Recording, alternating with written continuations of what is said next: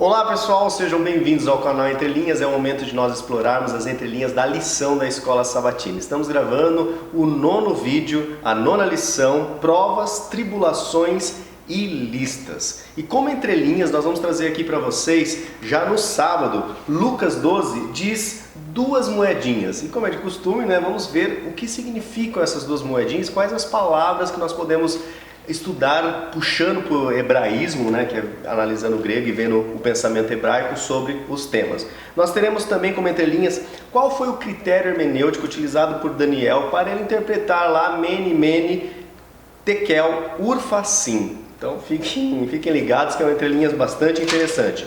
Vamos ter lá diferenças da genealogia em Esdras 2 e Neemias 7. O pessoal curte essa genealogia e às vezes as pessoas vêm falar, por que está diferente? Então a Bíblia fala mentiras, a Bíblia não dá para confiar, então vamos estudar um pouco com o olhar no Velho Testamento. E o que significa humilhar-se diante de Deus? Agora sim, resgatando esse humilhar-se com o hebraico. Qual o significado desse humilhar-se diante de Deus? E também temos a questão de lançar sorte, que é a palavra goral. O que é lançar sorte? Será que é jogar na loteria, Ricardo? Então fiquem ligados, teremos aqui também palavras da Torá, que hoje a palavra é Kohen. Vocês vão saber o que significa Kohen. Vamos ter também aqui o Alan do Rio de Janeiro para a meditação do verso aqui de memorizar. E teremos também nas perguntas para discussão, como sempre, o nosso parceiro fiel, o Marcos André, que já nos mandou o vídeo, já está gravadinho e que ele já ora e encerra a lição para nós. Ok, pessoal? Então fiquem ligados e chama a vinheta.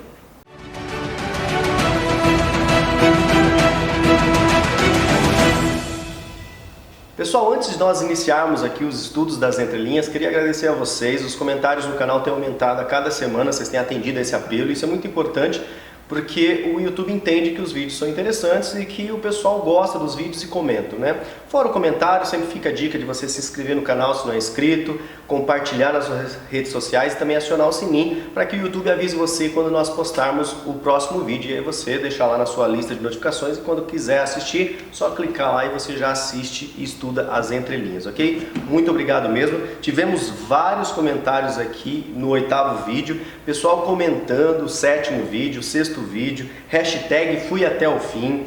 Só o Gabriel aqui teve 34 comentários dele, Carlos Souza também comentou conosco no vídeo, Kelliston Caio também, Jaqueline Eirick, Antônio Valdinei, Benedito Eugênio, Denis Wilson, Edna Patrícia, Cineide Batista, Geraldo Moreira, Maria Flor, Elisângela Maria, Wagner Veras, Wagner Barros comentou nos vídeos anteriores também conosco, Elza, Edilza Nascimento, Edna Patrícia, Lúcia, Adna Pinto Bezerra e vários outros aqui que comentaram. Muito obrigado, pessoal. Nós lemos todos os comentários, na medida do possível, alguns nós respondemos, também damos lá, marquei gostei, mas o importante é que outros aqui do canal também leiam e participem da discussão. Pessoal, valeu! Esse engajamento no canal é bastante importante para que nós possamos aí ganhar uma dimensão na plataforma do YouTube. Bom, mas vamos então começar agora pelas palavras da Torá. E hoje tem mais uma palavra, a gente já fala essa palavra aqui no decorrer, mas hoje ela vai ganhar então um espaço especial que ela ganhou então, palavras da Torá. E a palavra é Kohen. O que significa Kohen, Ricardo? Sacerdote. É muito comum a gente falar sobre o sumo sacerdote. Só que o sumo sacerdote em hebraico, a palavra hebraica é Gadol Kohen, ou seja, o grande sacerdote. E nós vamos analisar hoje a palavra sacerdote. Kohen tem relação com a história de hoje, nós vamos ver quando chegar, se não me engano, é quarta ou quinta-feira. Mas vamos lá. Kohen, sacerdote. Nos lê pra gente Esdras 8:15. E ajuntei-os perto do rio que vai a Arravá, e ficamos ali acampados 3 dias. Então atentei para o povo e para os sacerdotes, e não achei ali nenhum dos filhos de Levi. Isso. Uvá Carronim. Elemento prefixal aqui, Uvá. Esse elemento fixal aqui, esse Carronim, que seriam sacerdotes, por causa do plural. É isso, quem acompanha o canal já está ficando esperto já nisso. Tá isso, o in é o plural, Carranim. Tá, mas o Kohen, Kohen, ele se escreve com um kaf, essa letrinha aqui, um rei e um nun. O kaf na pictografia hebraica é como a escrita começou. E ela começou com desenhos de coisas concretas. Em hebraico, cada letra, na verdade, é uma palavra. Beit é a segunda letra do alfabeto hebraico, mas na pictografia é uma casa, e a palavra para casa em hebraico é beit. E geralmente ela vai estar dentro de uma outra palavra. Exatamente. Com significado de casa ou alguma coisa Então vamos lá. Kohen é um kaf, que é uma palma da mão. Palma da mão de alguém. Ou uma nuvem. É uma letra que exprime suprir alguma coisa.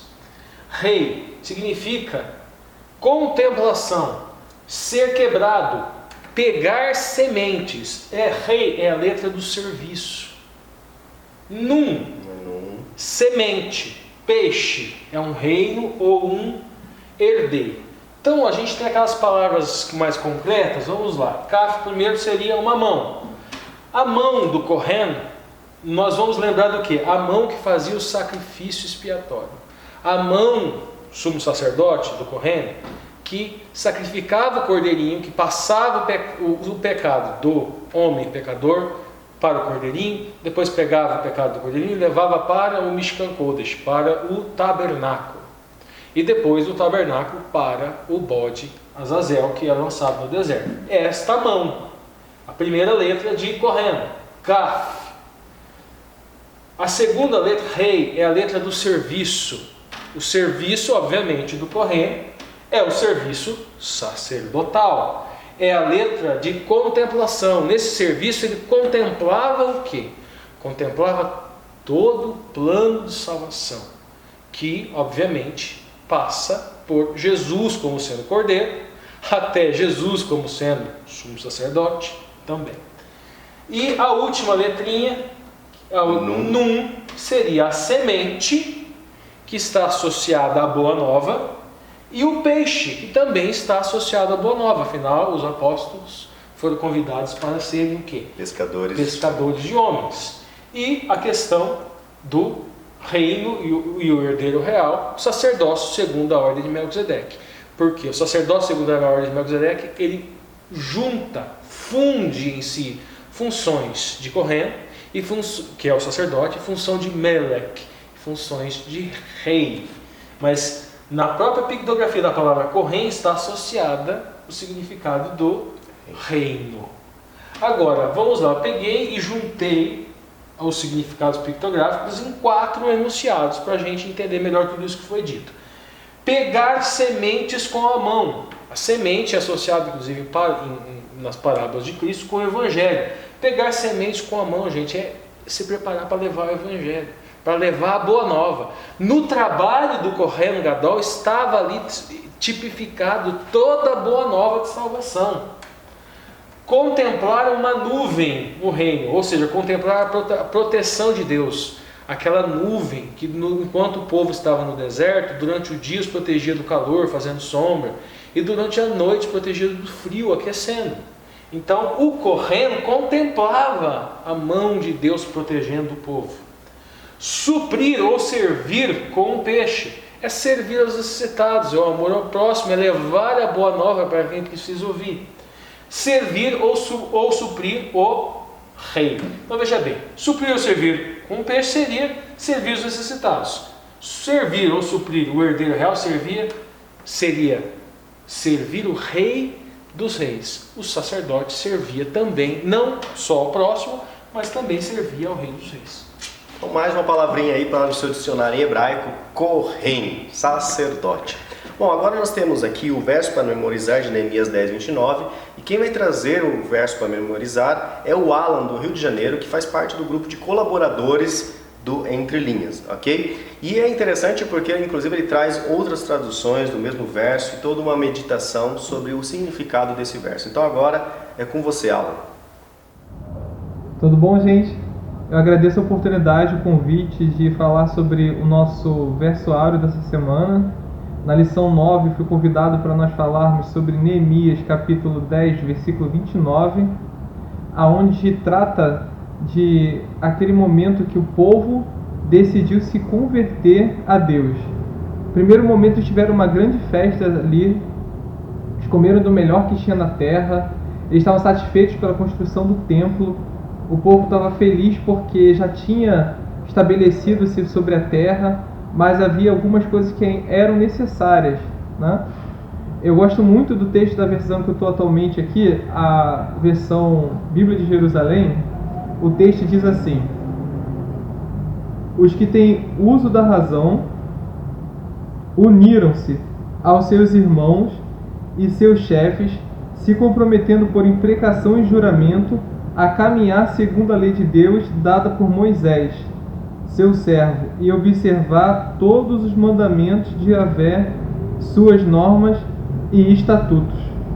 O interessante é que dentro desse versículo 29 diz aqui que eles estavam ali para se separar dos povos das outras terras e, como diz a minha tradução, diz assim, para abraçarem a lei de Deus. Essa questão de abraçar, né, o sentimento de afeto, de carinho, de amor pela palavra de Deus. Então eles estavam dispostos a abraçar a lei. Abraçar de uma forma que coloca ali na altura aqui do coração, né, da forma que eles estavam ali para cumprir a lei de Deus. E além disso, isso implicava algo maior. Como nós vemos em Deuteronômio, no capítulo 6, versículo 2, ele fala que se as pessoas forem obedientes aos mandamentos de Deus, eles teriam vida longa, né? Se o povo de Israel fosse obediente ao mandamento. E o interessante é que eles estavam ali numa convicção nacional. Tanto os líderes que deram essa iniciativa quanto o povo, eles se uniram para, depois de estar ali alegria e regozijo da festa dos tabernáculos, eles estavam voltando-se para a tristeza do pecado, né? Eles estavam se sentindo muito desapontados por todo tipo de pecado que praticavam. E esse juramento, ele tinha uma obrigação que implicitava também a pena de violação, né? E Deuteronômio 29:12 fala a respeito disso, né? Das maldições sobre os desobedientes. Esse juramento, ele tinha 3 pontos principais. Se você olhar o texto, né, vindo lá do capítulo 8 ao capítulo 10, você vai observar que eles falavam ali, desde aquele momento de conversão até aqui nesse momento de confissão, eles falavam que não fariam mais casamentos mistos, casamento com aquelas nações, os outros povos que estavam ali próximos a eles, e também não iriam mais comercializar no dia de sábado, né? Infelizmente eles faziam comércios ali em redor, e também guardariam de agir com a misericórdia, né? Como a gente pode ver lá em Deuteronômio capítulo 15, versículo 2, vou pegar uma outra versão que essa é a versão NVT, diz assim, Deuteronômio 15, versículo 1 e 2: ao final de cada 7 anos, cancele as dívidas de todos a quem vocês tiverem feito o empréstimo. O cancelamento será efetuado da seguinte forma: todos cancelarão os empréstimos que fizeram os israelitas, e ninguém exigirá pagamento do seu próximo ou de seus parentes, pois chegou o tempo do Senhor para libertá-los da dívida. Então eles entenderam que eles tinham que volver ao mandamento de Deus, e não somente aos estrangeiros, mas também ao seu próprio povo. Eles tinham que deixar da usura, né? A usura, aqueles juros abusivos que eles cobravam nos empréstimos. Eles tinham que também permitir que eles participassem de tudo aquilo que sobrava da colheita, né? E além disso, eles falam da questão da importância de nós voltarmos a ofertar da melhor maneira no templo, né? Ofertar com o nosso tempo, nosso talento, nosso tesouro, nossos recursos e também com a nossa influência. Porque se você olhar lá para o versículo do capítulo 13, os levitas estavam sem alimento, não estavam sendo distribuídos da forma correta. Então foi necessário fazer esse tipo de reforma, né?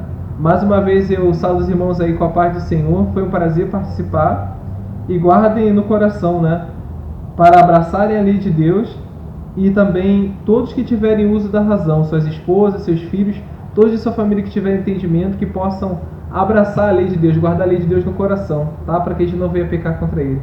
Um abraço, foi um prazer participar com vocês do estudo dessa lição, da lição 9. Boa noite, um abraço, tchau. Valeu, Alan, muito obrigado por você ter mandado sua participação e torna o canal assim mais participativo de todos aí que constrói esse ministério do Entre Linhas. Se você quiser também tornar-se um um colaborador do Entre Linhas, pessoal, aqui na descrição desse vídeo, como de todos os vídeos, nós temos o link aqui para os grupos do WhatsApp, nós temos o link para o Google Drive, onde estão todos os slides. Então, se você quiser participar, entre num grupo do WhatsApp e nos mande uma mensagem no particular pedindo que você quer ser um colaborador, que aí tem um grupo só dos colaboradores e aí a gente vai passando as tarefas para que você vá então executando e participando do canal. Beleza, pessoal? Bom, vamos agora então às entrelinhas dia a dia. No sábado, vamos primeiro ver na ponta da linha. Ponta da linha, gente. Deus se importa conosco. E como? Isso. E a escritura, né? A escritura é a frase, o texto que o próprio autor ele escolheu para passar essa mensagem para a gente, que Deus se importa conosco. Imenso que Ele é, nós pequenos que somos, Ele se importa. Dá uma lida lá, Lucas 12, versículos 6 e 7. Lúcio. Não se vendem 5 passarinhos por 2 ceites, e nenhum deles está esquecido diante de Deus. E até os cabelos de vossa cabeça estão todos contados. Não temais, pois, mas valeis vós do que muitos passarinhos. Isso. Aqui é feita uma pergunta, né? Não se vendem 5 passarinhos por 2 ceitis? Aí ele vai trazer a palavra grega utilizada aqui e o Lúcio vai ler para a gente. Leia lá, Lúcio. Então vamos lá. Com relação a algumas traduções, gente, vem moedinhas, tá? Não se vendem 5 passarinhos por 2 moedinhas. A NVI é 2 moedinhas. 2 moedinhas. Agora ele pode trazer a palavra grega correspondente. Aqui, a palavra aqui é quadrantes, ou quadrantes, ou quarta parte do denário. O fato de que o denários era o salário médio de um dia de um soldado ou trabalhador, dá uma aproximação justa ao seu valor. O homelines, da ilustração, da ilustração, foi adaptada à experiência passada dos apóstolos. Parece de uma forma ainda mais caseira nos 5 pardais vendidos por 2 passarinhos de Lucas 12, 6. O baixo custo que assim tentou o comprador testemunhar a pequena conta que os homens tomaram dos pássaros tão negociados na época. Adam Clarke fala que a palavra, aí já não me arrisco, que é a palavra grega. É a mesma aqui de cima. Exatamente, que é o quadrantes aqui, que traduzimos moedinha, na NVI está a moeda, é encontrada entre os rabinos da palavra, agora sim, Aizar, que de acordo com Maimônides é igual a 4 grãos de prata, mas é usado entre eles para expressar uma coisa do valor mais baixo ou de valor quase nulo. Veja bem, se por um acaso até os pássaros e o valor monetário desses pássaros, ele era simbólico. Às vezes os comerciantes soltavam os pássaros para atrair os clientes. Então veja bem que o valor era pequeno, mas mesmo assim havia um valor mesmo que fosse insignificante. Vocês notem, gente, era a quarta parte do denário. Então, para vocês terem uma ideia mais ou menos da significância, você pega o seu salário mensal, você divide ele por 30, aí você vai ter o que é um denário, porque é um dia de trabalho, e daí você pega isso daí e você divide isso daí por 10. Então é um décimo de um dia de salário. Bem pequenininho. Isso, mas qual que é a relevância disso aqui espiritual? Que até os pequenos detalhes da nossa vida, o Eterno se preocupa com eles. Esse jogo de palavras é para isso. E até os cabelos de suas cabeças, todos são contados. Não tem mais, pois mais valei vós do que os pássaros. E Ellen White comenta aqui, no comentário de Ellen White, no livro Testemunho para a Igreja, volume 5, página 213, ela diz assim: eles, os cristãos, aceitaram avidamente a luz do céu, provindo dos lábios de Jesus, como fizeram os primeiros discípulos. Quando esses primitivos cristãos foram exilados para as montanhas e desertos, quando abandonados em masmorras para morrer de fome, de frio ou pela tortura, quando o martírio parecia ser o único caminho para saírem de sua angústia, regozijaram-se de que fossem considerados dignos de sofrer por amor de Cristo, que por eles foi crucificado. O digno exemplo dele servirá de conforto e ânimo para o povo de Deus, que passará por um tempo de angústia como nunca houve. Ou seja, às vezes nós estamos passando por dificuldades, mas nós temos que ter essa certeza de que Deus está conosco. Não tema, não temais, não a Deus está escrito, não temais, não tenha temor da sua situação, pois Deus está conosco. Sim, mas é um contraponto interessante aqui também, gente. Vocês notem nesse verso que o ser humano não dá valor aos pássaros, mas Deus dá valor aos pássaros e muito mais a nós. Esse é o significado de Lucas 12, 6 a 7. Legal, vamos agora para domingo. E aqui no domingo, primeiro na ponta da linha. Ponta da linha, devemos aprender com os erros e acertos nossos e dos que nos antecederam. Dá uma lidinha no título, Lúcio, da lição pra gente. O Deus da história. Deus da história. Gente, o tempo histórico, vamos dizer assim, em hebraico é Toledot, traduzido por genealogia. Quando você vai para a Torá, você vai encontrar a palavra Toledot. Não é a mesma palavra utilizada aqui em Esdras e Neemias, não é o tempo histórico. Nós vamos ver isso mais para frente. Vamos lá. Escritura.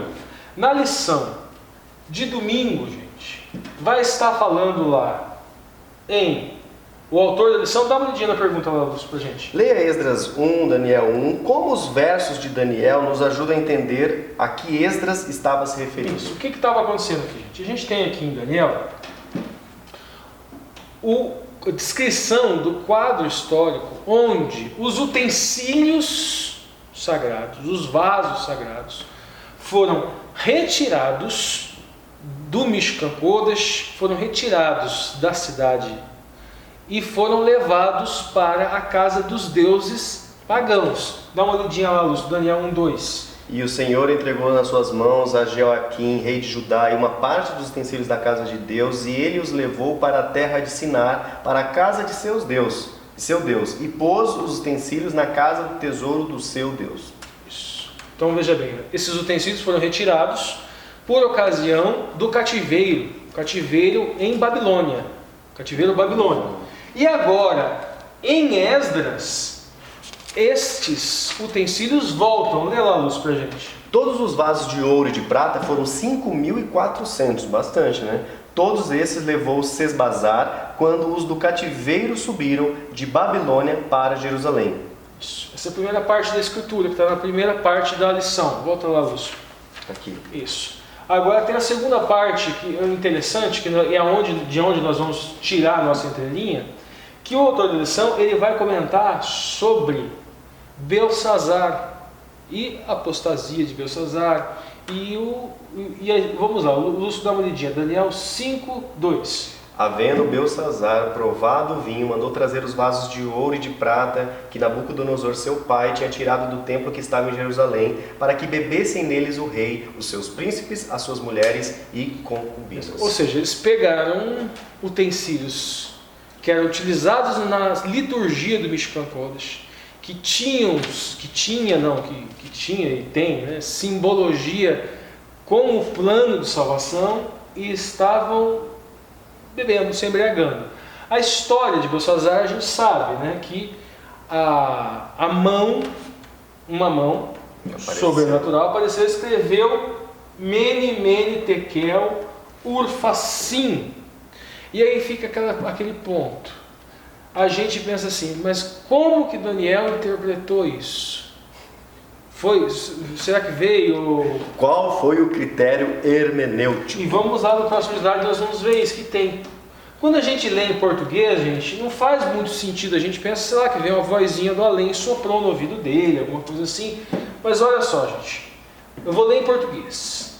Aí vem, esta é a interpretação daquilo. Mene significa contou Deus o teu reino e acabou. Em português, bom, e aí? Da onde que ele tirou isso? Mas em hebraico, não. Olha só, vocês percebam, gente. Dá uma lidinha aqui nos que eu elaborei aqui para ver se o pessoal entende. Vai lá. Mene. Mene se escreve com as letras Men, Nun e Aleph. A raiz da palavra contou, Mená, é composta pelas letras Men e Nun. Isso. E a última letra da palavra Mene, o Aleph, equivale à primeira letra de Elaha. Isso. O mesmo padrão é identificado nas outras três palavras. Então vamos lá, vou explicar. Por exemplo, que Mene, gente, ó. Eu coloquei aqui Coloquei aqui men, ó. É um men, essa letra aqui é o men, um nun e um alef.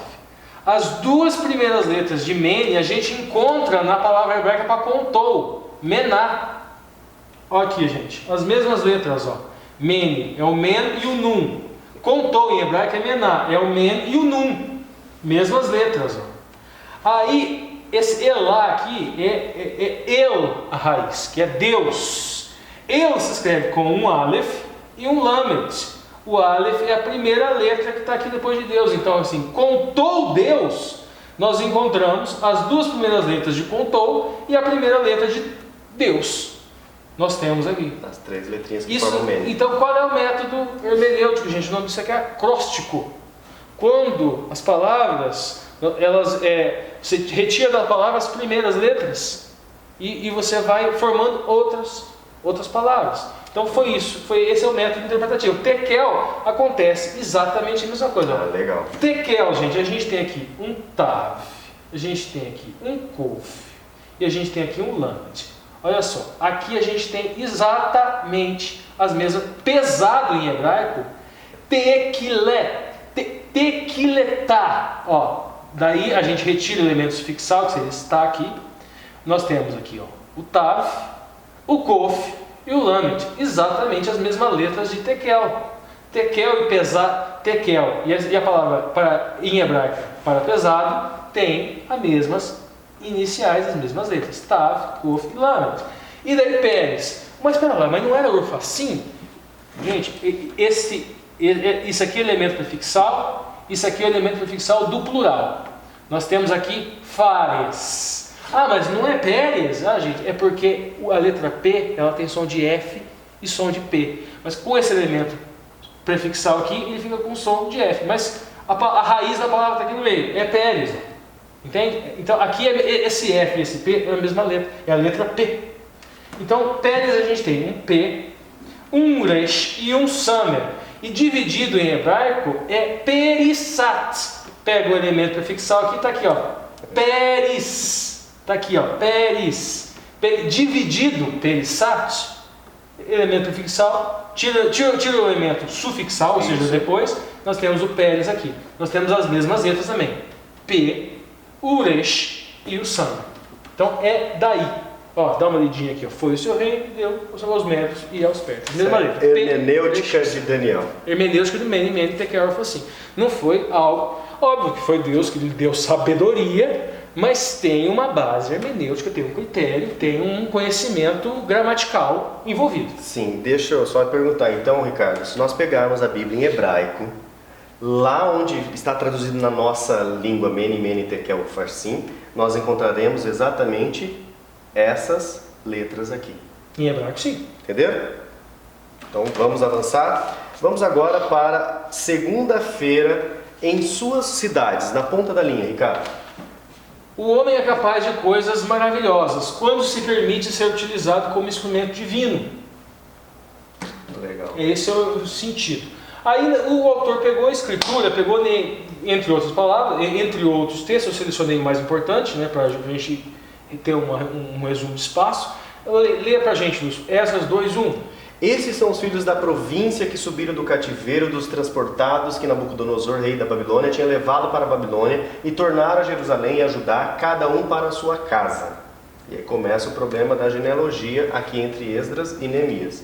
Neemias 7:4. E era a cidade larga de espaço e grande, porém pouco povo havia dentro dela, e ainda as casas não estavam edificadas. Isso. Neemias 7:5, continua no próximo verso.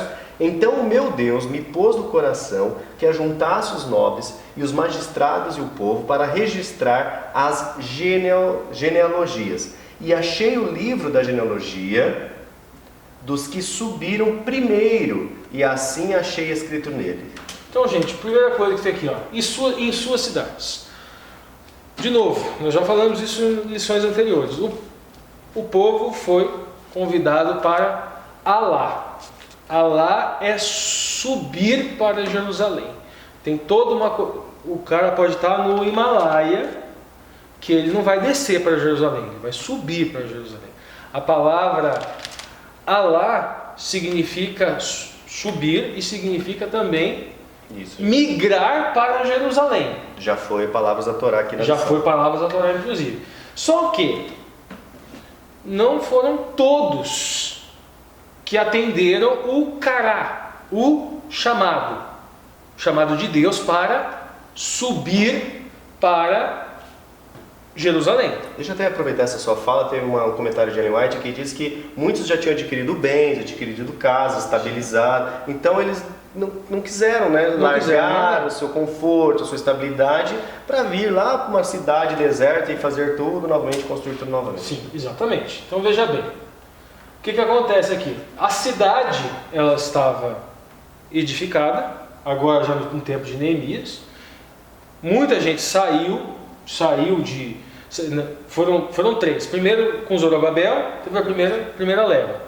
Depois com Esdras, teve uma segunda leva. Depois com Neemias, teve uma segunda leva. Mas mesmo assim, nessas fases de reconstrução da cidade, o serviço do templo ele não tinha começado. Iniciado.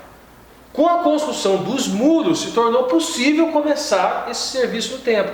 Essa cidade ela ainda estava vazia, não propriamente vazia, mas pouco habitada. Pouco povo havia dentro dela. Pouco povo havia dentro dela, nos tempos de Neemias. Então, vai ser feito, essa cidade precisa ser completada. Nós vamos chegar mais perto quando fala de lançar a sorte.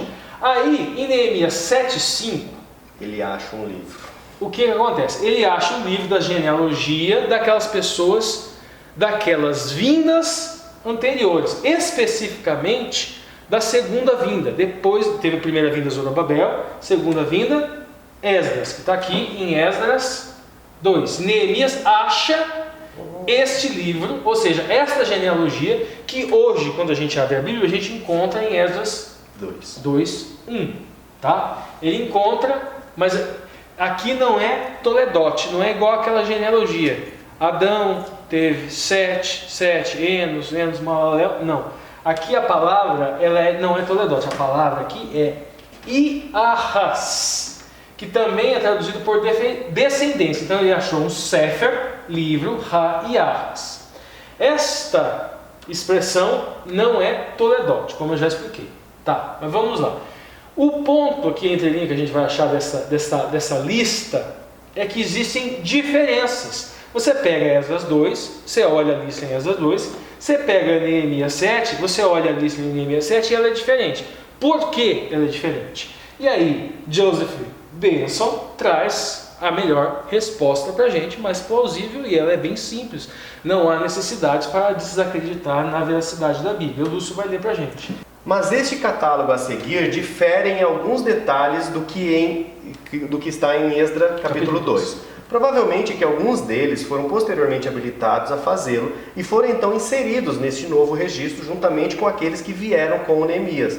Várias das famílias antigas que surgiram no primeiro édito podem estar, por esta altura, já extintas. Então o que aconteceu? Houve o primeiro édito, houve a primeira Iarras, primeira genealogia feita nos tempos de Esdras, só que no tempo de Neemias veio mais gente junto. Então essas pessoas muitas pessoas foram inseridas. É isso que Joseph Benson está falando aqui. Há possibilidade também que alguns que vieram com Neemias foram inseridos e outros que vieram lá no tempo de Esdras que saíram em função de terem encerrado, morreram, sabe-se lá Deus o motivo, a razão, né? Então veja bem, esse seria a razão da diferença das duas listas. Legal. Tá, mas ponto-chave aqui, gente, é o quê? É esse daqui. O homem é capaz de coisas maravilhosas quando ele se permite ser instrumento de Deus. Neste caso aqui, a cidade estava vazia porque estava faltando homens dispostos a atender o chamado, o cará de Deus, ascender espiritualmente, serem modificados e adquirirem emuná, fé enquanto cargo, enquanto função. Esse era o problema, essa cidade estava vazia. E esses poucos que atenderam esse chamado e foram motivados e chegaram lá, talvez acreditaram assim, como que nós vamos dar conta desse trabalho, né? E tem um comentário de Ellen White que fala assim, deixa eu só pegar a referência aqui, Comentário Bíblico Adventista, volume 4, página 1279, diz assim que Deus está familiarizado com todas as pessoas. Se os nossos olhos pudessem ser abertos, veríamos que a justiça eterna está atuando em nosso mundo. Está em operação uma influência poderosa, alheia ao controle humano. O ser humano pode pensar que está dirigindo as coisas, mas estão atuando influências mais do que humanas. Os servos de Deus sabem que Ele está agindo para neutralizar os planos de Satanás. Os que não conhecem a Deus não podem compreender seus movimentos. Está girando dentro da roda.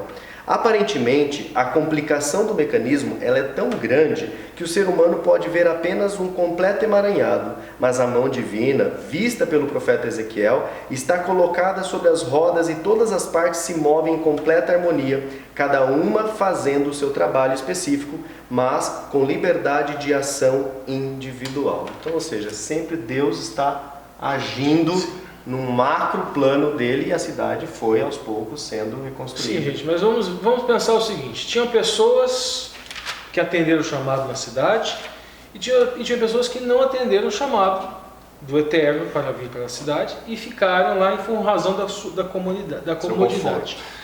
Uma questão importante que a gente pode trazer para os dias de hoje, gente, é qual chamado nós vamos ouvir. Por quê? O que eu estou querendo dizer com isso? É muito comum guerras serem feitas em nome da religião, em nome de Cristo. É muito comum pessoas levantarem bandeiras religiosas, só que o discurso ele é tudo menos religioso. É um discurso de ódio, é um discurso de preconceito, é um discurso de domínio, de submissão. Identificar a boa nova dentro da igreja, ou seja, identificar o chamado para o evangelho é muito importante. Não é só uma questão de perfeccionistas, de ser perfeccionista ou não, de ser legalista ou não, mas existem questões absolutamente incompatíveis com o discurso religioso cristão que acabam se inserindo. E é Satanás que está inserindo isto constantemente na igreja. Um discurso que não sairia da boca de Cristo. Um discurso que não sairia da boca do Messias. São falsos cristos levantados. É um outro evangelho levantado. Espírito estranho. Né? Espírito estranho dentro da igreja. Um espírito estranho. Palavras estranhas saindo da boca de cristãos. Isso a gente vê nessa nossa sociedade hoje. E é muito provável que essa Jerusalém espiritual, essa Jerusalém dos nossos dias, ela está vazia. Pessoas achando que estão na Jerusalém, que atenderam o chamado, mas na verdade eles estão atendendo o chamado do paganismo, estão atendendo o chamado da falta de amor ao próximo. A chave para a gente identificar se o chamado é do verdadeiro Messias ou não é este: amor a Deus e amor ao próximo. Se esse chamado não for para o amor a Deus e não for para o amor ao próximo, não é o Messias chamado.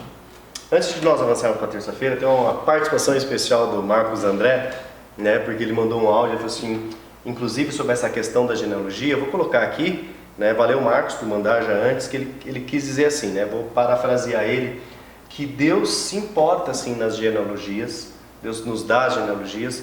E ele fala, né, o Marcos até observa, que Deus fala que abençoa até 1000 gerações daqueles que o amam, que o buscam. E ele cita que não ocorreram 1000 gerações desde o Éden até agora. E ele fala que isso é para mostrar que Deus ama a nós e que nós fazemos parte da genealogia do Messias. Nós fazemos parte do povo de Abraão. Em ti serão abençoadas todas as nações da terra, todas, inclusive a nossa nação é abençoada por essa grande promessa, porque Deus... Essa genealogia que ele vai falar é Toledote. Exatamente. Então assim, o Marcos mora no Rio, poderia mudar aqui para Camorão, né Marcos? Quando estiver aqui em Camorão, para fazer uma participação ao vivo aqui com a gente toda semana. Então valeu, né? Essa é a observação que o Marcos gostaria que você que acompanha Entre Linhas também tivesse, que Deus se preocupa com a genealogia, não porque Ele, por causa do sangue que é puro, não, é porque para mostrar que todos nós somos filhos de Deus, e Ele coloca nas palavras dele, né? Nós somos irmãos do Rei, do próprio Jesus.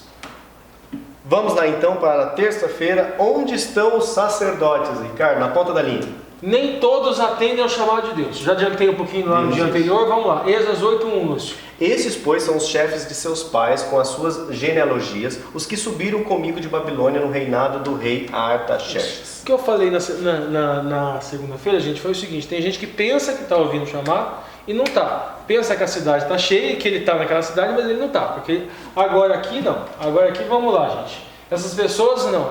A mensagem é outra. Nem todos atendem ao chamado de Deus. É aquela pessoa que é consciente disso. Não quer. Ela não está sendo enganada. Ela não quer mesmo. Então vamos lá. O Lúcio leu aqui. Ó. Aqui, gente, genealogia, eu já falei. É Iarres. Iarres significa, gente, relacionar, atribuir. Está juntado aqui com o elemento fixado. É povo. Então é mais ou menos assim. Aqui o hitpolê é como se o verbo é hitpolê aqui. Então é como se o povo estivesse se relacionando, ou seja, é o relacionar a si mesmo. A relação entre os povos, né? Isso, e daí foi traduzido por genealogia, relação dos povos, é atribuir a si próprio, mais ou menos isso. Tá, mas o que acontece? Se a gente tem Esdras 8:1 aqui, e o Lúcio vai dar uma lidinha, Esdras 8:15. E ajuntei-os perto do rio, que vai a Ravá, que nós lemos já, né? E ficamos ali acampados por 3 dias. Então atentei para o povo e para os sacerdotes, e não achei ali nenhum dos filhos de Levi. Então veja de bem, novo. Nós temos aqui uma genealogia, e nessa genealogia, nessa Iarres, não tinha levita. Mas quem é o levita? Levita, palavras da Torá nós já vimos, o Corrém. O Leviim é o descendente de Levi. Todo Corrém, ele é da linhagem de Levi, ele é um levita.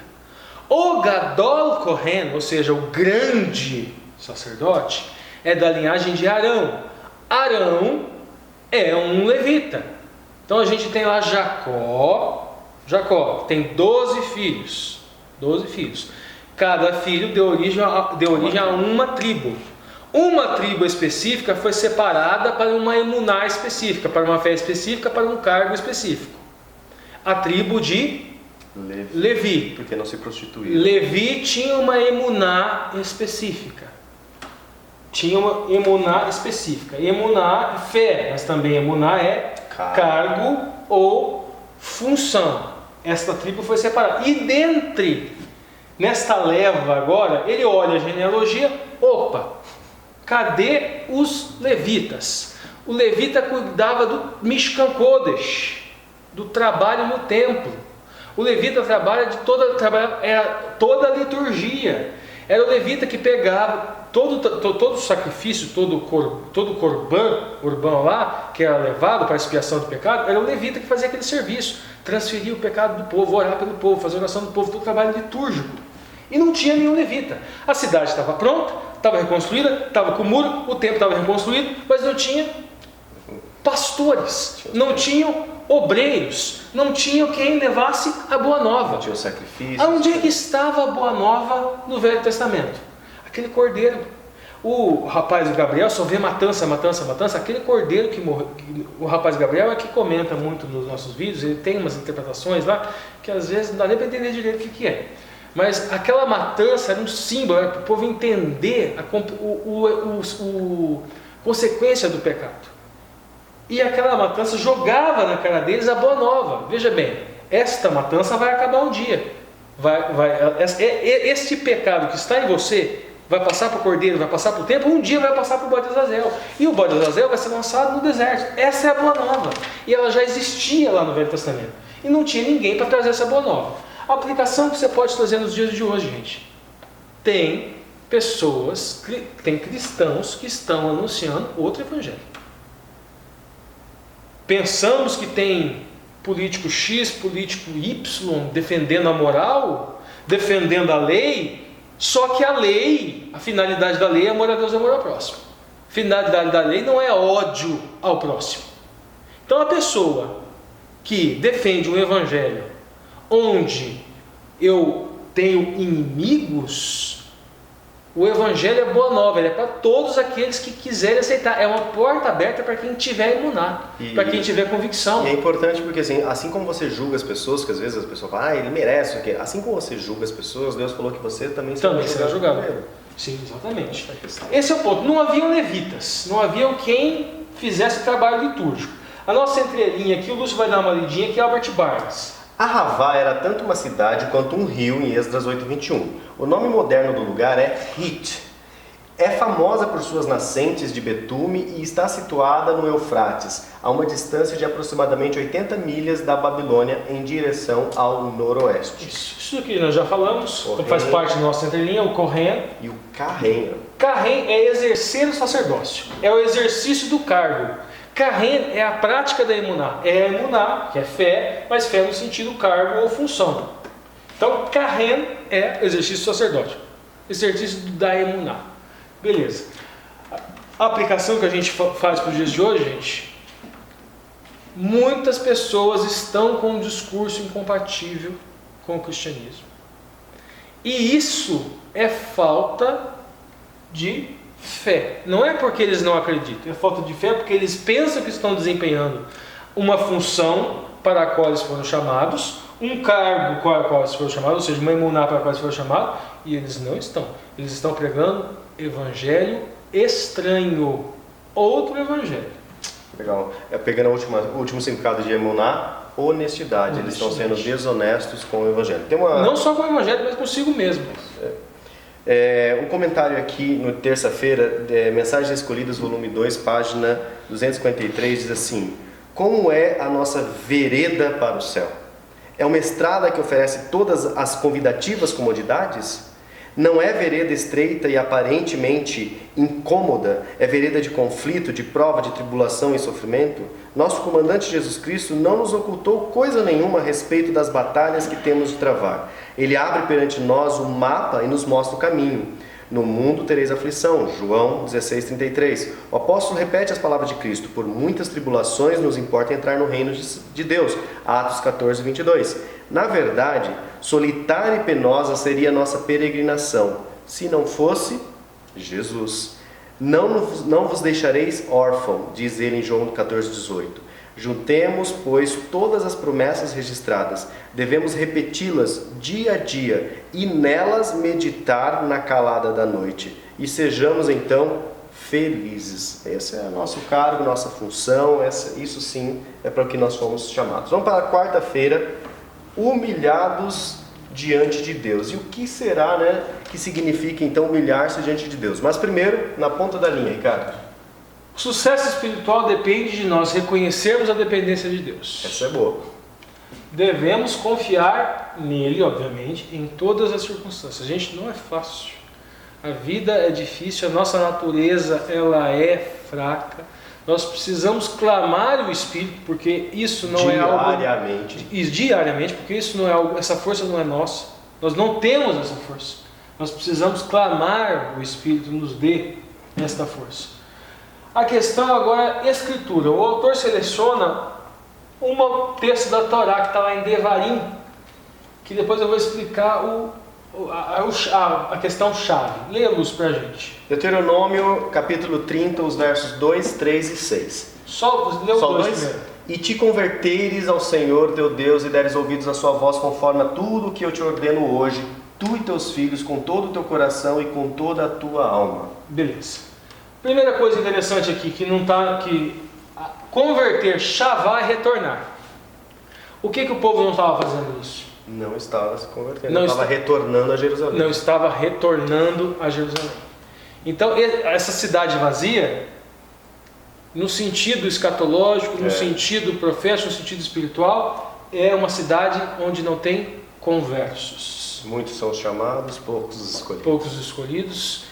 E muitos estão dentro da igreja hoje, pregando um evangelho estranho e não são convertidos. Nós temos como saber isso? Não temos como saber isso. Quem vai separar o joio do trigo não sou eu, não é você, Mas nós temos como saber o que sai, ouvir principalmente o que sai da boca. E se o que sai da boca não for cumprimento da mitzvah, vamos testar se o pessoal está aprendendo hebraico, o Lúcio está aqui. Mitzvah é mandamento, mas mitzvah também significa? Instrução. Ato de caridade. Ato de bondade. Então o legalista que gosta do mandamento, gente, mitzvah é mandamento, mas mitzvah também é ato de bondade. O convertido, ele pensa na lei só como ordem de não. Não pode o casamento assim, não pode o casamento assim. E eu não estou fazendo assim, então eu estou santo. Não, fulano não pode pensar assim, fulano não pode pensar diferente de mim, porque a lei fala isso. O princípio da lei é o ato de caridade, é a tzedakar. E de tzedakar, veja bem, a pessoa fala, mas e a justiça, como é que fica? Tzedakar é ato de caridade e é ato de justiça. Então, em hebraico, a expressão para ato de caridade e ato de justiça é a mesma palavra. Não existe dicotomia de caridade e justiça. Assim como não existe dicotomia entre mandamento e bondade. Quando Cristo fala que o maior de todos os mandamentos é amarás o Senhor teu Deus sobre todo o seu coração e ama ao próximo como a si mesmo, ele não está resumindo várias ordens de não. Ele está explicando a finalidade da mitzvah, ele está explicando a finalidade da Torá. Agora sim, o Torá é lei enquanto? Instrução. A instrução é para que nós pratiquemos o mandamento, pratiquemos ato de bondade. É para que nós pratiquemos tzedakar. Tzedakar é ato de caridade e ato de justiça. Quem prega um evangelho diferente do evangelho de Jesus, amor a Deus, amor ao próximo, é evangelho outro. Pegando um gancho aqui com a sua fala, né? É não convertido. Não convertido. Porque quando Cristo fala assim, e quando visitares, estive preso e foste me visitar, quando que o Senhor esteve preso? É engraçado porque Deus falou assim, estava preso inocentemente, aí você vai visitar. Não, foi preso. Por que você está preso? Porque você tem culpa. Se você está preso, é porque você tem culpa. Mas Cristo fala, e fostes me visitar. Porque é o próximo. Porque é o próximo. Cristo fala, eu não estaria aqui sempre, mas os meus pequeninos. Por quê? Porque os discípulos não poderiam agradá-lo, conversar com ele, suprir as necessidades dele, mas os pobres estarão lá e se eu faço aquilo por necessidade é como se eu estivesse fazendo para Cristo. E quando você tem um senso de justiça, você olha para o preso e fala, mereceu. Você olha para o pobre e fala, não aproveitou a oportunidade. Se está preso é porque... Você olha para a viúva e fala assim, fica aí com a pensão. Isso, se está preso é porque é criminoso, tem que estar lá mesmo. Se é pobre é porque não soube poupar. Não soube poupar, não soube estudar. Isso, deixa... Tudo mérito, ou seja, se não tem mérito, deixa passar fome. Ou seja, não tem mérito, deixa morrer. Isso não é evangelho, gente. Não é evangelho. Deuteronômio 30, verso 3. Então o Senhor teu Deus te fará voltar do teu cativeiro e se apiedará de ti e tornará a juntar-se dentre todas as nações entre as quais te espalhou o Senhor teu Deus. Vamos lá, gente. Então Deus fará voltar do seu cativeiro. Já estava predito em Deuteronômio 30. Vocês percebam, nós estamos falando aqui, e o Lúcio já identificou por que eu coloquei isso aqui. A gente tem aqui, gente, em Deuteronômio 30, falando algo que nós encontramos aqui na outra, nós vamos ler aqui depois no outro texto, que aconteceu lá depois de Babilônia. O Lúcio tinha um sermão, não sei se ele queria fazer, acho que eu até fez. Não sei se. Qual que é o sermão? Que parecia que o Eterno. O tentativa e erro. O Deus da tentativa e erro. Veja bem, em Deuteronômio ele já falava o que ia acontecer. Isso aqui que nós temos em Deuteronômio, gente, é profecia. E o que está relacionado isso com a antiga e com a nova aliança? Todo o Velho Testamento, ou seja, o seu sermão que aparenta tentativa e erro, não é tentativa e erro, é Torá. É lei enquanto? Instrução. Ele está nos instruindo que existe uma aliança, primeira, em pedra. Lá nós temos a lei escrita em pedra, está lá na arca, está dentro da arca. E esta lei em pedra, o povo tenta cumprir, mas Josué já avisa: vocês não têm capacidade para isso. Mas eles, não, Nós vamos cumprir. Nós vamos. Enquanto eu lá tentando cumprir a lei, estou esquecendo da viúva. E nós temos Levítico 26 e Deuteronômio 28. Se vocês não cumprirem a lei, gente, olha só. Se vocês cumprirem, bênção, bênção, bênção. Se vocês não cumprirem, maldição, maldição, maldição. Vocês acham que aquele povo, a ritualística, eles falharam em alguma coisa? A ritualística deles era perfeita, impecável. Mas faltava a finalidade da lei, a finalidade do mandamento. Não era mitzvah de verdade, não era mandamento de verdade, porque mandamento é ato de bondade. Não era ato de justiça da carne, não era ato de justiça de verdade. Porque está embutido na justiça de Deus, no tzedakar, a caridade. E eu pego um gancho aqui que você falou na ponta da linha, que fala assim, reconhecermos que dependemos de Deus. Sim. E o povo já em Deuteronômio demonstrava em alguns momentos a independência de Deus. E ia tentar dominar outro povo, porque não, nós podemos. Deus nos deu tal povo, agora a gente consegue, a gente é forte. Quando ele ia tomar aquele povo, levava uma surra, aí voltava e Deus não abençoava. Mas vamos ver agora a nova aliança que está aqui em Deuteronômio também. Lê lá. E o Senhor, 30 verso 6, o Senhor teu Deus circundará o teu coração e o coração de tua semente para amares ao Senhor teu Deus com todo o coração, com toda a tua alma, para que vivas. Levítico 26, Deuteronômio 28, nós temos as bem-aventuranças. Se cumprir os mandamentos, bênção; se não cumprir, maldição. Se continuar cumprindo 7 vezes mais, se continuar cumprindo 7 vezes mais, se não continuar, dispersaria vocês entre os povos. Mas se o seu coração é incircunciso, voltar a humilhar. Essa é a primeira aliança, ela é em pedra. Você tem que cumprir o mandamento para você ser salvo. Josué avisou, vocês não têm capacidade para isso. Essa é a antiga aliança. Então, daí vem Jeremias falando, essa aliança, gente, essa aliança, ela não funciona. Então Deus fará uma nova aliança, onde ele vai escrever, não vai mais escrever em pedra, vai escrever no seu coração. O apóstolo Paulo explica isso em Romano e Gálatas. Mas já estava em Deuteronômio. Mas já estava tudo isso em Deuteronômio, ele só explica. Essa circuncisão do coração é justamente não escreverei mais mitzvah, que é mandamento, mas é ato de bondade. Não vai estar mais na pedra, porque vocês não entendem. Então eu vou escrever no coração de vocês. Então se a pessoa fala, um evangelho, lei, mandamento, mandamento, mandamento. Olha só, não pode isso, não pode aquilo, não pode aquilo, não pode aquilo, não pode aquilo. E isso que não pode, não expressa ato de bondade, então isso não é mitzvah, isso não é cumprimento de mandamento. Não é Torá em construção. Se a pessoa fala mérito, pega o Velho Testamento inteiro, você vai ver que o povo não tem capacidade, o povo não tem mérito de nada. Isso está lá para nos instruir. Nós não temos essa capacidade, nós não temos esse mérito. Apenas Cristo pode escrever isso no nosso coração, diariamente. E se Ele está escrevendo isso no meu coração, eu estou anunciando a boa nova. E qual é a boa nova? Ele teve misericórdia por mim. Eu vou retribuir tendo misericórdia com o próximo. Eu vou cumprir o mandamento praticando atos de bondade. Estou cumprindo mitzvah, mandamento. Eu vou perceber que eu não tenho essa capacidade. Vou ver a lei, a Torá em construção, não tenho a capacidade. Vou pedir, vou clamar ao Espírito. Escreva isso no meu coração diariamente. Isso é nova aliança e velha aliança. Tudo aquilo que aconteceu, o povo já estava profetizado. Chegou lá em Esdras, olha o que aconteceu. Esdras, antes de subir para Jerusalém sem escolta, diferente de Neemias, nós, pois, jejuamos e pedimos isto ao nosso Deus, e moveu-se pelas nossas orações. O que o autor da lição coloca? Ele coloca dois paralelos. Entre a primeira vinda, Zorobabel, Esdras a segunda, Neemias a terceira.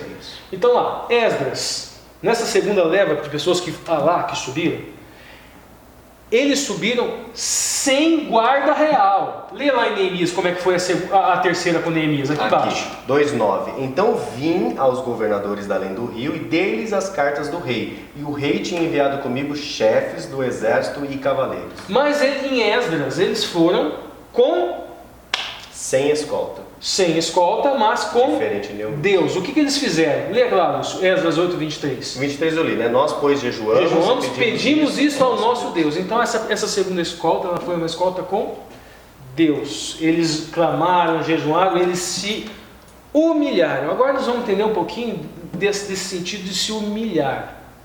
Olha, aí tem linhas. Qual é o significado de humilhar diante de Deus? Lembramos que esse povo se humilhou, jejuou, para que Deus os acompanhasse e fizesse essa escolta para os protegesse nesta caminhada, nessa emuná, cargo, função. Pode passar para o próximo slide disso. Já vamos aqui na entrelinhas de quarta-feira. Humilhar. Vamos lá. Primeira coisa, a gente vai lá em Crônicas para a gente tentar achar o significado dessa palavra. Segunda Crônicas, capítulo 7, aqui no verso 14 diz: "E se o meu povo, que se chama pelo meu nome, se humilhar e orar e buscar a minha face e se converter dos seus maus caminhos, então eu ouvirei dos céus e perdoarei os seus pecados e sararei suas Nós temos várias palavras para humilhar. Será que Deus quer que a gente se despreze, que a gente se ofenda? Olha só, a palavra utilizada não é bizarro. O significado de bizarro é humilhar, mas é no sentido de desprezo. Eu me desprezo, eu me odeio. Não é essa palavra utilizada. A outra palavra também para se humilhar é o rizá, seria humilhar no sentido de rebaixar. Eu vou me rebaixar. Não é também nesse sentido. Aí, ritlá seria humilhar no sentido de se desdenhar, de se ofender. Vou ficar me xingando, eu sou um maldito, ficar dando tapa na cara. Também não é nesse sentido. Muito menos rispio, que significa humilhar no sentido de se rebaixar. A palavra utilizada, ela é alehen. Olha o detalhe interessante, gente. Alehen. Nós temos que dividir, porque essa na verdade é uma palavra emendada. Esse ale, a raiz é alá, é justamente subir. Eles estavam subindo para onde, Lúcio? Para Jerusalém. Para Jerusalém, e é essa palavra que é utilizada. E ren significa eles. Elohim, El é Deus e ren é ele. Elohim, gente, significa Deus eles. Alehen, que é a palavra utilizada aqui para se humilhar, é subindo eles. Assim como Elohim significa Deus eles. Então vamos lá. Isso seria, nesse sentido significaria o quê? Seria permitir que Elohim, Deus eles, suba com eles suba com eles até Jerusalém. Esse sentido que seria o se humilhar aqui nesta palavra. Veja bem, al significa sobre, em cima, acerca de, perto de. Perto de quem? Estar perto do Eterno, no caso é humilhar no sentido de respeito, abaixar a cabeça. Não é você pegar chicote e ficar se flagelando.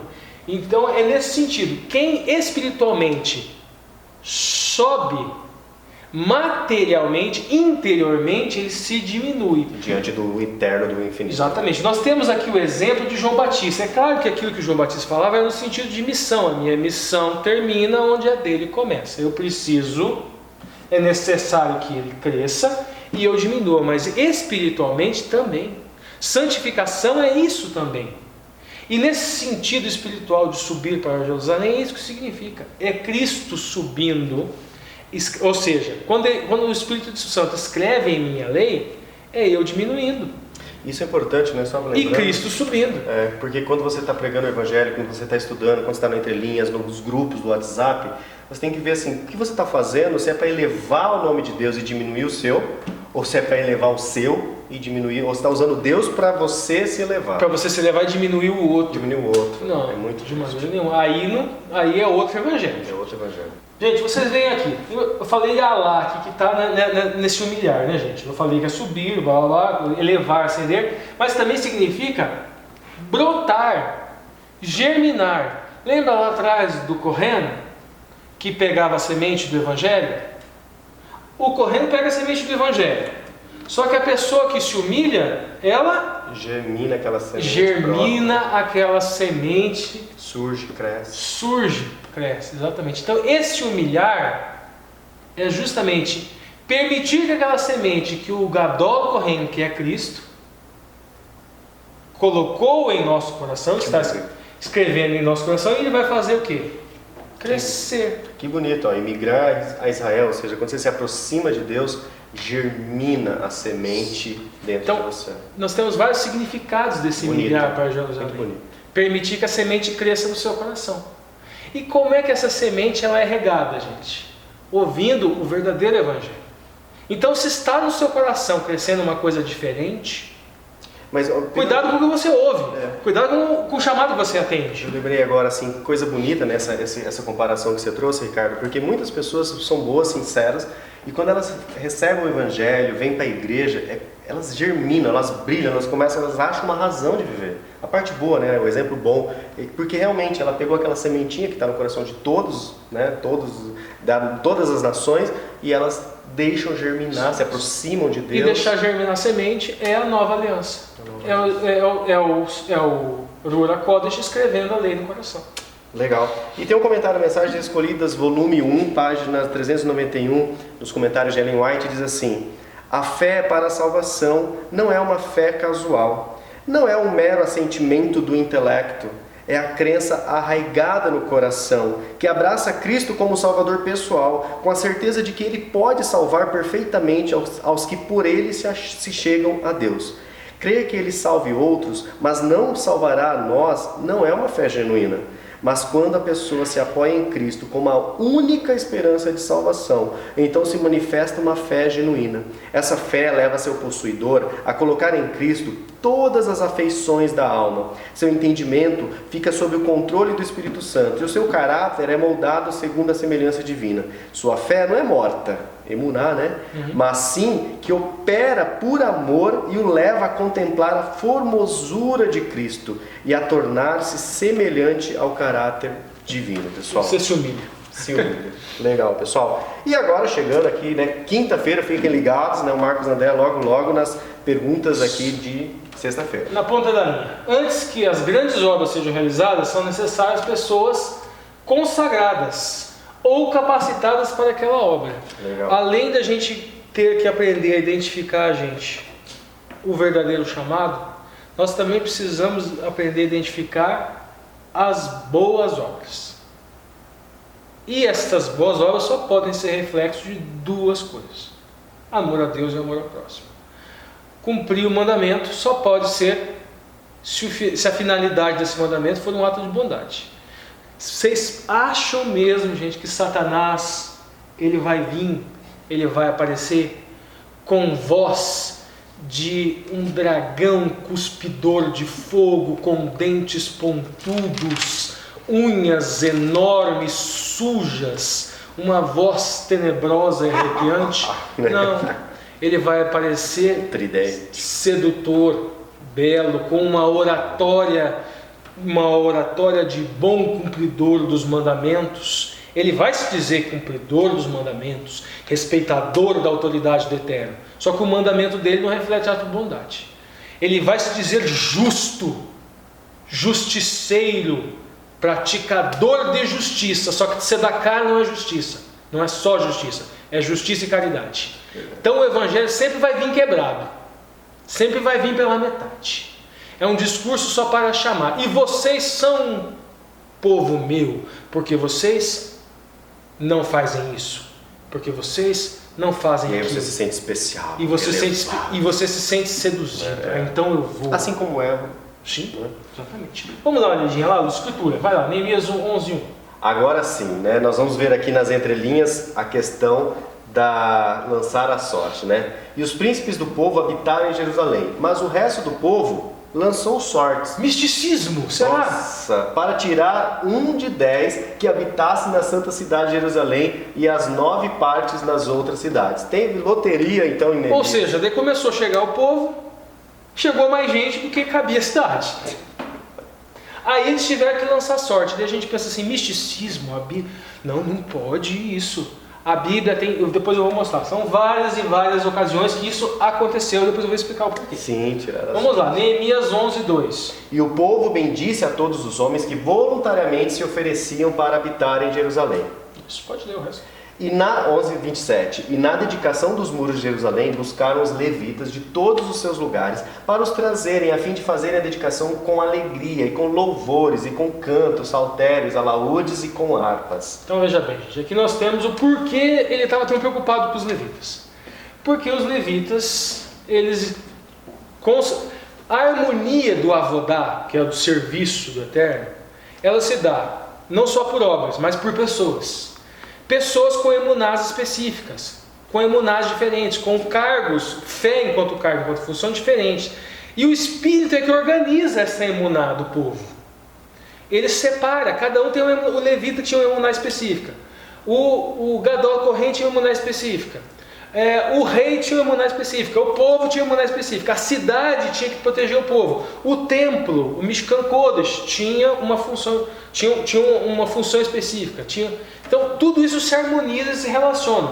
Se falta o fator humano, não tem vida, Não tem sentido. O muro era para proteger dos inimigos que impediriam o trabalho. Tinha liturgia, tinha as pessoas trabalhando também nas suas funções típicas, devolvia o dízimo para manter o templo. Então tinha toda essa harmonia.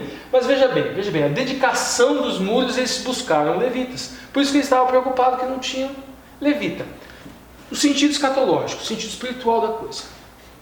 Quem está no santuário celestial fazendo o serviço dos levitas? De uma vez por todas.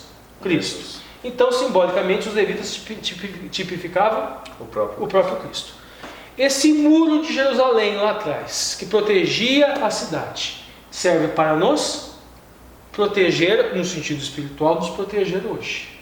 Então, nós também temos esta proteção para que não entre o quê? Um outro evangelho. Um evangelho estranho que compromete o significado daquela liturgia. Pecado passa do pecador para o cordeiro, do cordeiro para o templo, do templo para o bode. O bode é Satanás.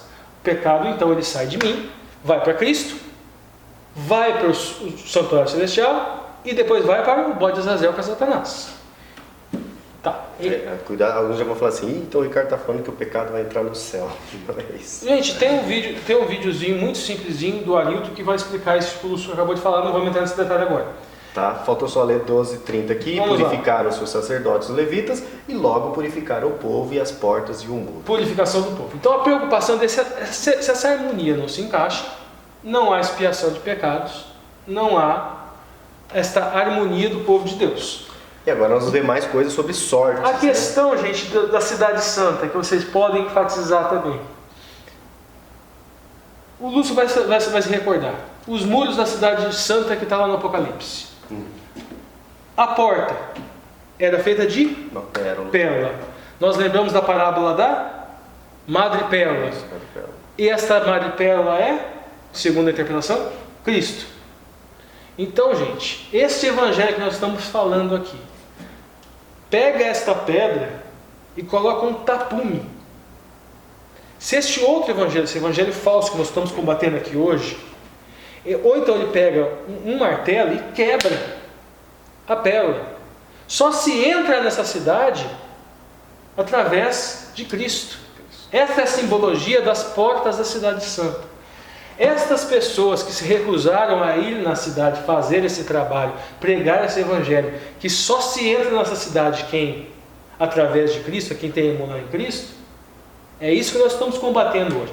Agora, essa questão do lançar a sorte. Muita gente vai falar o seguinte desse lançar a sorte. Por quê? Teve muita gente, certo? Quem é que tinha direito de entrar? Todos. Nós vamos receber uma pedrinha, não vamos? Essa pedrinha também simboliza isso, é o direito de entrar. Nós temos a pedrinha significa duração, ela tem um nome, Shem significa nome, também reputação, ou seja, nós vamos ganhar um caráter novo, uma reputação nova, quem tem emular em Cristo. Mas essa pedrinha traz essa simbologia aqui dessa pedrinha do sorteio, nós temos o direito também de entrar na cidade, porque foi feito um sorteio. Tá, mas todos tinham o direito de entrar, mas dava para todos? Não cabia. Não cabia a todos. Então foi lançada a sorte, não significa que eles estavam perdidos. Não, eles ficaram em cidades circunvizinhas, mas eles continuavam em Israel. Então, o fato de ter sido lançada a sorte era para eles não ficarem em Jerusalém, mas eles continuavam em Israel. Então, não vamos criar uma conexão que ficaram largados, coitados. Estavam perdidos. Nas favelas, né? Não. Cada cidade em Israel tem uma função, tá? Mas tudo bem, vamos lá. A expressão hebraica aqui é rípio, que significa lançar, jogar ou derrubar. A expressão gohal significa pedra. Então eles lançaram pedra. Alguns traduzem por sorte. Eles lançaram sorte. Mas a expressão significa pedra. É uma ficha utilizada por um sorteio. Às vezes utilizada como sorte ou destino. É o fado ou a porção. Mas eles lançaram pedra. Agora vamos lá. Gahaliut significa fatalidade ou acaso. Então foi a fatalidade. Por que foi feita essa fatalidade? Vamos para o próximo slide. Vamos entender isso. Olha só, gente. Nós vemos várias vezes na Bíblia utilizado isso. Mas o que acontece?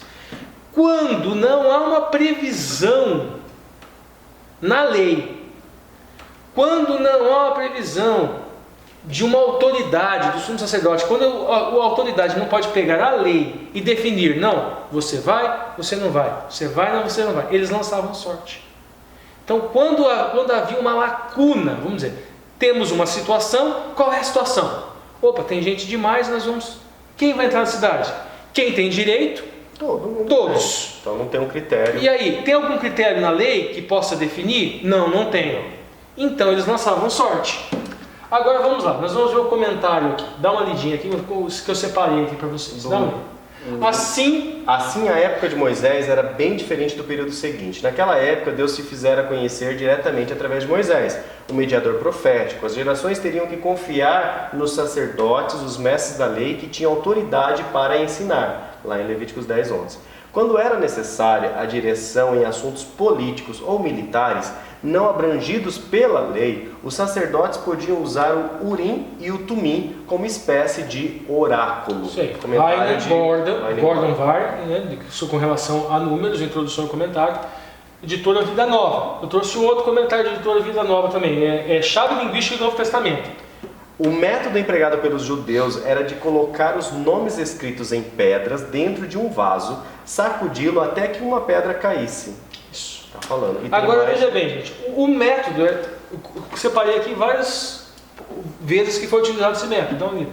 O método foi usado por Arão no dia da expiação, Levíticos 16:7-10, na divisão da terra de Canaã, Juízes 14. Josué, né? Josué 14:1-2, para designar os deveres de serviço no templo em 1 Crônicas 25:8. Também é possível que, inicialmente, o uso de Urim e Tumim pelo sacerdote fosse um tipo de tirar a sorte, lá em Êxodo, Neemias, Números e Deuteronômio. Nós temos Êxodo, Números e Deuteronômio, tudo lançar a sorte. Então não era, na verdade, misticismo. Aquilo que não era previsto, que não tinha um critério na lei, então eles lançavam sorte, Colocavam o nome. lançavam sorte e eles deixavam... Ou seja, fazer sorteio lá na igreja para distribuir brinde, Não né? está errado. Não Não tá tem errado. nada. Mas se tiver um critério, não tem problema nenhum. Não tem nenhum problema, né, pessoal? Bom, vamos lá então. Agora, então, para encerrar, nós vamos ter aqui as perguntas, né, para discussão em sexta-feira. E quem vai trazer é o nosso parceiro, companheiro aí de toda a semana, o Marcos André. E que ele sempre começa falando assim, ó, se você chegou aqui é porque você realmente gosta de estudar a lição. Se você chegou no Marcos, é porque você gosta. Então, Marcos, agora é com você. Olá, amigos do canal Entre Linhas. Mais uma semana estamos nós aqui juntos estudando a lição da Escola Sabatina. A Escola Sabatina é a maior escola bíblica unificada do mundo. Nós estudamos a mesma lição em todos os lugares do mundo. Onde quer que você chegue numa igreja adventista, a lição que está sendo estudada é a mesma. E essa é a cola, né, que o Espírito Santo usa para nos unir doutrinariamente. A Escola Sabatina ela tem o objetivo de reforçar as nossas doutrinas e por isso nós temos um corpo doutrinário tão sólido no que diz respeito a uma igreja do tamanho que é a igreja adventista, né? Então todos os lugares do mundo onde você chega, eles estão estudando a mesma lição e portanto creem nas mesmas doutrinas. Aqui na lição de sexta-feira tem uma pergunta aqui sobre Daniel, as profecias de Daniel, né? Como que nós podemos compreender que Deus está no controle da história desse mundo, mesmo quando nós olhamos e parece que as coisas estão todas fora de lugar, crises financeiras, crises políticas, guerras acontecendo, mas quando nós lemos as profecias, nós vemos que tudo está sob o controle de Deus, nada fugiu das mãos do nosso Deus, até mesmo os acontecimentos na Europa moderna, né? Tudo está relatado no livro de Daniel com muito detalhe, com muita precisão.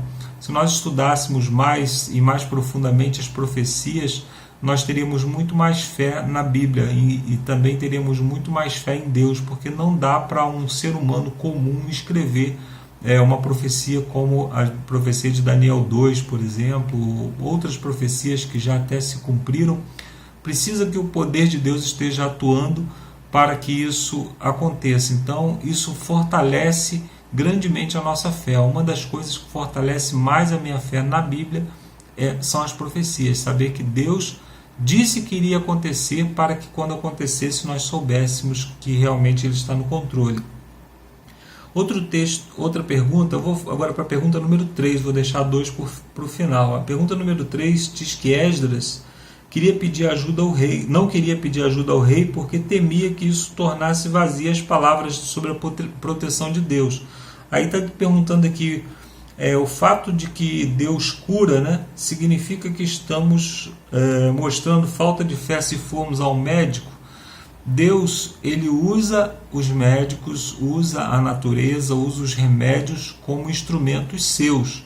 Nós não devemos jamais cair no fideísmo, né, naquela fé cega de achar que Deus vai fazer aquilo que nós poderíamos fazer. Deus, ele só age no sobrenatural, aqui nós vamos até onde nós podemos e dali para frente Deus coloca a mão, né? Nós temos o caso daquele homem que foi curado na porta do templo, né? Deus agiu a partir da limitação de João e de Pedro. Eles disseram, não tenho o que possa fazer por você, não tenho prata, não tenho ouro, não tenho absolutamente nada que eu possa te dar. Então Deus agiu sobrenaturalmente e ali chegou a cura.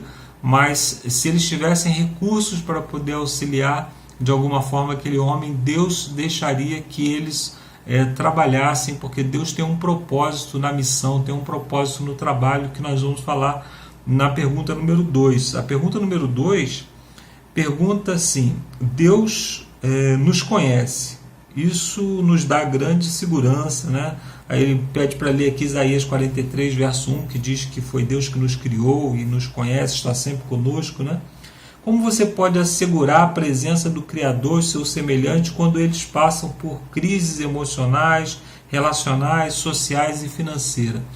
Nós precisamos compreender que Deus, ele tem propósitos que são muito maiores do que nós imaginamos, muito maior do que nos dá riqueza, muito maior do que nos dá saúde, muito maior do que nos dá as bênçãos que nós imaginamos como sendo bênçãos espirituais. E Deus, o grande propósito de Deus é que você conheça a Jesus Cristo e que você esteja unido à Igreja de Cristo, né? Jesus Cristo disse, né, eu tenho outras ovelhas que não são desse rebanho e a mim me convém ajuntar. E Deus usa os instrumentos desse mundo para fazer isso. E às vezes o instrumento de Deus é uma doença, às vezes o instrumento de Deus é uma dificuldade financeira. Nós temos aqui na nossa igreja um rapaz que ele é o braço direito da igreja, um obreiro forte aqui no trabalho operacional da igreja, diácono da igreja, e ele chegou na igreja por causa de uma crise financeira. Na época ele estava passando dificuldade, veio à igreja, a igreja, através da sua assistência social, atendeu com cestas básicas e com o que ele necessitava no momento, e ali ele conheceu Jesus. E hoje, se você perguntar para ele se aquela crise financeira foi boa ou ruim, ele vai dizer que aquilo foi ótimo, porque ele conheceu ao Senhor naquele momento. Então, mesmo quando parece que Deus nos abandonou, Ele na verdade está usando os instrumentos para nos aproximar, para nos dar uma obra a fazer, né? Então eu falava aqui, quando respondi a pergunta anterior a respeito de cura, de doença e tal, e eu dizia o seguinte, que Deus usa esses instrumentos. Então a obra que nós temos a fazer, nós estudamos durante essa semana que Deus utilizou uma grande obra que era o muro, né, a construção do muro, a construção da cidade, para unir aquele povo, unir-los em torno de um propósito. E hoje Deus nos dá também missões para nos unir.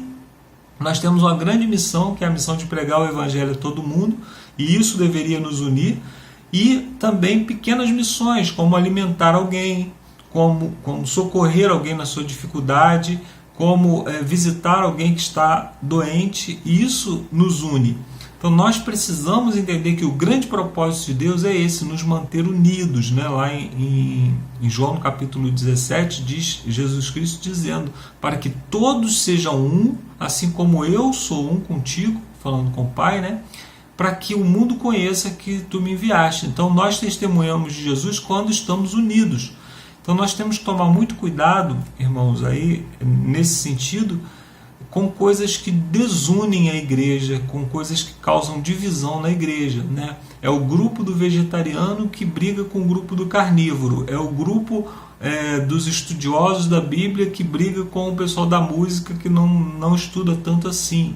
É o grupo dos jovens que se divide com o grupo dos mais tradicionais. Então nós temos que tomar muito cuidado com divisões.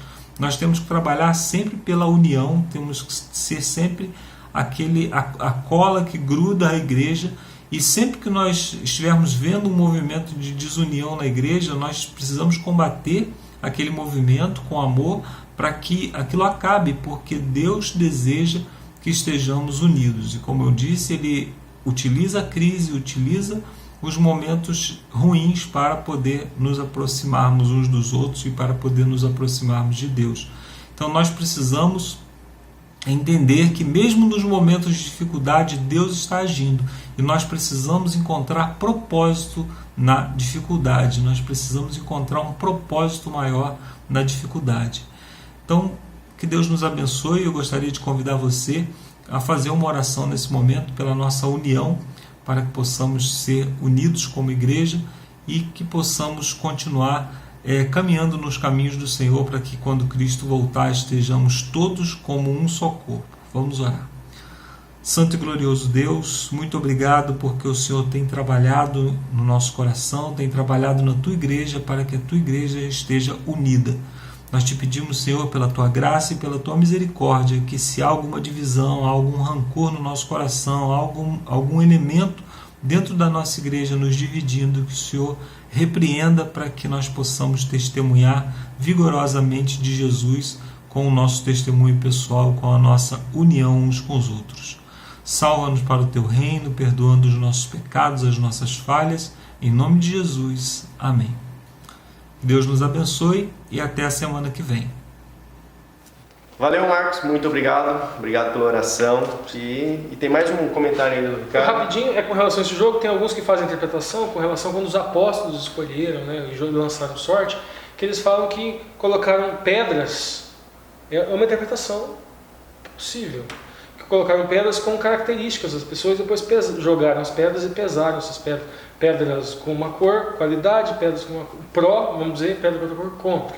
Então, é uma interpretação plausível, mas nesse caso aqui, acho, no caso de Neemias, acho pouco provável que tenha sido utilizado esse tipo de técnica. Legal, pessoal, valeu por estar até aqui conosco. Lembrando que na próxima semana teremos lá o 10º vídeo, Adorando ao Senhor, e aí nós teremos mais entrelinhas sobre a verdadeira adoração. Então, tchau, tchau, até lá.